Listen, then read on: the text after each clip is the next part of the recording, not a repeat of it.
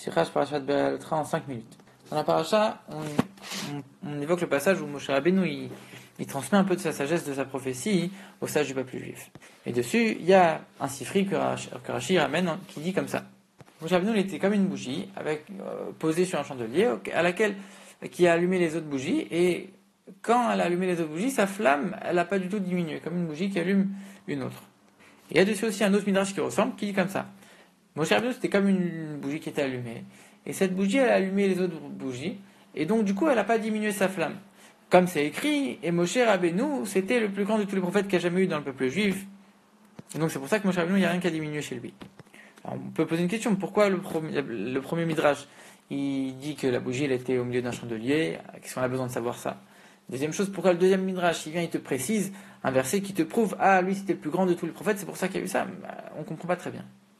Et d'ailleurs, quand on voit un peu plus tôt que Moshe Rabbeinu il a transmis de sa sagesse à Aaron, à Yoshua, il y a eu 2 étapes. Il y a eu, quand il a posé ses mains sur sa tête, que là, il a transmis sans que ça diminue chez lui. Et il y a, quand il a donné de sa splendeur, alors à ce moment-là, le mot donner, c'est que comme quand on donne quelque chose, après on l'a plus, il a donné et après ça a diminué un peu chez lui la sagesse, la splendeur et la prophétie. Alors du coup, il y a des questions, parce que dans notre passage à nous, il n'y a pas le verbe donner. Donc comment on peut croire que chez Moshe ça va diminuer, à tel point que tu as besoin d'amener un verset en disant lui c'est le plus grand des prophètes, alors du coup ça va pas diminuer. Et tu amènes un midrash toute une preuve. En plus de ça, tu vois très bien qu'il y a un midrash qui amène une preuve, et l'autre midrash il n'amène pas de preuve. C'est-à-dire qu'il n'y a pas forcément besoin d'amener ce verset que Moshe c'était le plus grand. En plus de ça, on n'est pas en train de parler maintenant d'un langage, il a dit le verbe donner, pas donner. Concrètement, c'est la chose elle-même, c'est qu'il a donné de sa sagesse, il a transmis sa sagesse, alors qu'il a écrit ou pas le mot donner, le concept il est le même. Comment ça se fait que ça peut changer? En vérité, l'explication c'est la suivante. En effet, on aurait compris, et ça aurait été logique de penser, que quand Moshe l'a transmis, ça a diminué chez lui. Et donc du coup, le Midrash il vient, il a besoin de te donner une preuve pour te dire non, ça n'a pas diminué, et sa sagesse elle est restée, il a transmis sans que ça diminue chez lui. Il t'amène la preuve du verset, voilà, Moshe c'était le plus grand de tous les prophètes. Mais même l'autre Midrash qui apporte pas de preuve, en vérité, il apporte aussi une preuve.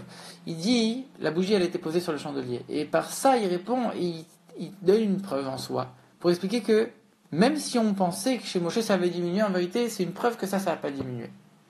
Alors si chacun a donné une preuve différente, par contre, c'est que chacun estime qu'il y a une raison différente pour laquelle ça n'a pas diminué chez Moshe. C'est ça que le rabbi va expliquer. D'abord, le rabbi explique qu'en vérité, comme quand un maître enseigne un élève, il y a deux manières. Soit il enseigne un élève qui est très fort, qui est pas loin du niveau du maître. À ce moment-là, il n'y a pas besoin tellement de descendre, d'expliquer tous les détails, de rentrer dans le niveau de l'élève. Lui, déjà, il est proche du maître, alors il n'y a pas besoin de descendre tellement. Alors quand c'est un élève qui est un peu plus faible, qui n'est pas au même niveau, qui est moins intelligent, qui est moins fort, le maître il a besoin de descendre complètement au niveau de l'élève, de lui expliquer avec des paraboles, avec des exemples, avec des comparaisons qui sont plongées dans l'univers, dans l'environnement de l'élève, qu'il va rentrer dans son monde et dans son entourage pour trouver les bons exemples pour qu'il puisse comprendre vraiment l'enseignement.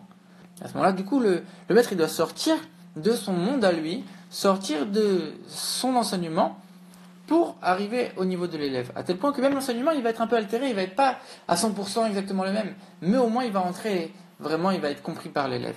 C'est la même chose ici, le rabbi dit c'est pareil avec nous. Nous, quand on dit que Moshe il a donné de sa splendeur, il a donné de son esprit, on comprend pas très bien qu'est-ce que ça veut dire. Tout ça, c'est en plus on sait pas, ça, il a donné, il a pas diminué, on comprend pas tout ça. Alors du coup, le Midrash il a besoin de venir et de nous expliquer les choses avec un exemple, avec une bougie qui a diminué, pas diminué la flamme, tout ça, et ça on comprend un peu mieux. En vérité, c'est la même chose aussi. On explique que David Amelech, en vérité, toutes ces années, elles venaient des années de Adam, Avraham, Yitzhak, Yaakov et Yosef.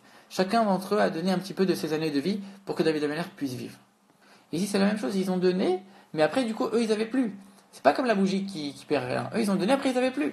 Alors, comment ça se fait? C'est parce que Adam, Avraham, Yitzhak, Yaakov et Yosef, ils étaient dans les mondes de Hatzilut, Bria, Yetzira, c'est les mondes les plus élevés spirituellement.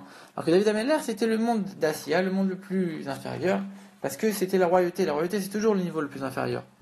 Et donc, du coup, ils ont dû sortir de leur monde donné complètement, pour sortir vraiment pour arriver au niveau de David, pour pouvoir leur donner des années. Donc, du coup, ça a été un peu altéré, ils ont manqué aussi de leur donner. C'est la même chose ici. Quand Moshe l'a donné à Yoshua, il a donné de sa prophétie, etc. Il est sorti complètement de son monde, il est sorti au niveau de Yoshua parce qu'il y avait un niveau qui n'était aucun rapport avec lui. Et donc du coup, automatiquement, ça a manqué un petit peu, ça a été diminué chez Moshe. Du coup, nous, quand on lit, alors oui, on aurait cru que ça a diminué là, parce que c'est les sages, c'est encore pire que Yoshua. Et là vient deux réponses. La réponse du Sifri qui est citée par Rashi, c'est que la bougie était au milieu du chandelier. La bougie était au même niveau que les autres bougies. Moshe Rabbeinu, à ce moment-là, il était dans le même monde que les sages. Pourquoi? Parce que juste avant, il y a eu l'épisode de ceux qui se sont plaints et que ça fait plein de reproches dans le peuple juif et que Moshe, il a été aussi touché par ça et que Dieu l'a descendu un peu de son niveau. Du coup, il était à peu près au même niveau que les sages, si on peut dire. Donc, du coup, il n'y avait pas besoin de sortir de son monde pour aller leur donner. Et donc, il n'y avait pas besoin de sortir, d'aller à leur niveau. Ils étaient à peu près au même niveau. Donc, du coup, il n'y a rien qu'à diminuer. Mais Midrash lui explique de manière complètement différente. C'est l'inverse. Comme Moshe c'était le plus grand de tous les prophètes qu'il a jamais eu, à part son niveau qui était extraordinaire. Il était à un niveau pas juste haut, le niveau le plus haut qu'il a jamais eu, à tel point que même en restant à son niveau, il a pu donner tout sans rien diminuer à l'élève. Même sans sortir de son monde, il a pu tout transmettre aux sages. C'est pour ça que le Midrash ici cite ce verset que Moshe c'était le plus grand. Et justement, ça c'est l'enseignement, c'est que chaque chef du peuple juif, il a ce pouvoir-là, qui nous transmet l'information, les enseignements directement d'Hachem, même s'il reste à son niveau, et pourtant, nous on comprend parfaitement, et ça rentre parfaitement dans notre niveau, sans que ça diminue chez lui.